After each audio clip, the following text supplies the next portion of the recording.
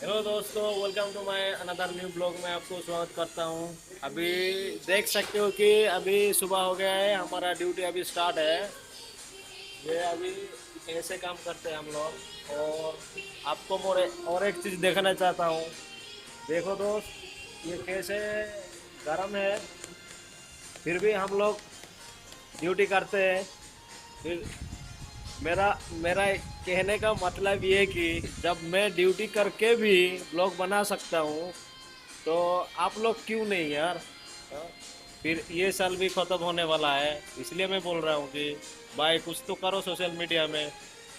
या मिले या ना मिले वो सब कुछ छोड़ दो, वो लोग देखेंगे यार, कोई लाइक कर रहा है कोई नहीं लाइक कर रहा है। इसलिए बोल रहा हूँ कुछ तो कुछ बना के छोड़ो, क्योंकि वही एक प्लेटफॉर्म है जो आपको वहां तक ले जाएगा। तुम लोग सोचा भी नहीं होगा यार, यही सच है।